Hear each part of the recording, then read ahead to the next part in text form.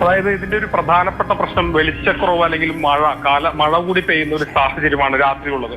അതുകൊണ്ട് തന്നെ രാത്രി ഒരിക്കലും രക്ഷാപ്രവർത്തനം എന്ന് പറയുന്നത് പ്രായോഗികമല്ലാത്ത ഒരു സാഹചര്യമാണ്. ഈ സാഹചര്യത്തിലാണ് ഈ രക്ഷാപ്രവർത്തനം നിർത്തിവെക്കുന്നതിലേക്ക് എത്തിയത്. അവിടെ കുടുങ്ങിക്കിടന്നിരുന്ന അല്ലെങ്കിൽ ഉണ്ടായിരുന്ന ആളുകളെയൊക്കെ തന്നെ രാവിലെ മുതൽ ആ പ്രദേശത്തുണ്ടായിരുന്ന ആളുകളെയൊക്കെ തന്നെ ഇന്ന് രക്ഷിച്ച് ദുരിതാശ്വാസ ക്യാമ്പിലേക്ക് കൊണ്ടുവരാൻ കഴിഞ്ഞു എന്നുള്ളതാണ് ഇന്നത്തെ ഏറ്റവും വലിയൊരു നേട്ടമായി കണക്കാക്കേണ്ടത്.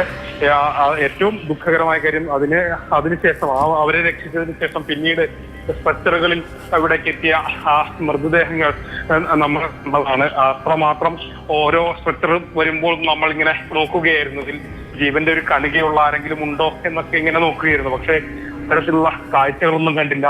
ഏകദേശം 16-ലധികം സ്ട്രക്ചറുകൾ ഇങ്ങനെ വന്നു. അങ്ങനെ ഒരു വലിയൊരു വിഷമിപ്പിക്കുന്ന കാഴ്ചയുണ്ടായി. പക്ഷേ ഇതൊന്നുമല്ല എന്നുള്ളതാണ് അവിടേക്ക് പോയ രക്ഷാപ്രവർത്തകർ നമ്മളോട് പറഞ്ഞത്. ഇതൊന്നുമല്ല, അവിടെ ഇതിലും അധികം മൃതദേഹങ്ങൾ അവർക്ക് കൊണ്ടുവരാൻ കഴിയാത്തത് കൊണ്ട് അവിടെ സുരക്ഷിതമായ സ്ഥലത്ത് ഒരു മുറിയിൽ വെച്ച് അവിടെയുള്ള ഒരു കെട്ടിടത്തിൽ വെച്ചിട്ടുണ്ട്. അങ്ങനെ അത്ര മാത്രം ഭീകരമായ സ്ഥിതിയാണുള്ളത്.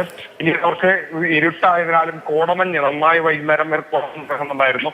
അങ്ങനെ കോടമഞ്ഞ് ഇറങ്ങുന്നത് കൊണ്ടൊക്കെ തന്നെ അവർക്ക് കൊണ്ടുവരാൻ കഴിയുന്ന ഒരു സാഹചര്യം എത്തി. ഈ പാലം പൊളിഞ്ഞു കിടക്കുന്നതുകൊണ്ട് തന്നെ സുരക്ഷാ സംവിധാനങ്ങളായി സ്ട്രെച്ചറും കാര്യങ്ങളൊന്നും തന്നെ അങ്ങോട്ട് എത്തിക്കാൻ പറ്റാത്തൊരു സ്ഥിതിയിലായിരുന്നു. അതുകൊണ്ട് തന്നെ ഉള്ള സംവിധാനത്തിലാണ് അവർ ഇത്രയും ആളുകളെ ഇവിടേക്ക് എത്തിച്ചത്. ഇനി കൂടുതൽ ആളുകളെ എത്തിക്കാൻ കഴിയാത്ത ഒരു സ്ഥിതി വരികയാണ്, ഇരുട്ടാവുകയും ചെയ്തു. അങ്ങനെയുള്ളൊരു സാഹചര്യത്തിൽ കൂടുതൽ പേരെ അവിടെ നിന്ന് അല്ലെങ്കിൽ മൃതദേഹങ്ങൾ അവർ കണ്ടെത്തിയിട്ട് കൂടി അവർക്ക് കൊണ്ടുവരാൻ കഴിയാത്ത ഒരു സ്ഥിതി വന്നു എന്നുള്ളതാണ് അവിടേക്ക് പോയ രക്ഷാപ്രവർത്തകർ പറയുന്നത്. ഏതായാലും വളരെ വളരെ വളരെ വൈകാരികമായിട്ടുള്ള അല്ലെങ്കിൽ വളരെ വിഷമം നിറക്കുന്ന കാഴ്ചകൾക്കാണ് ഇന്ന് നമ്മൾ സാക്ഷിയായത്.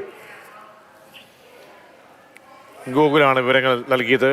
ഇന്നത്തെ ഈ രാത്രിയിൽ വളരെ പ്രധാനപ്പെട്ട ഒരു ദിവസമായി ഇത് മാറുകയാണ്. പ്രിയപ്പെട്ട പ്രേക്ഷകരെ വീണ്ടും ഞാൻ ഓർമ്മിപ്പിക്കുകയാണ്, ഞങ്ങൾ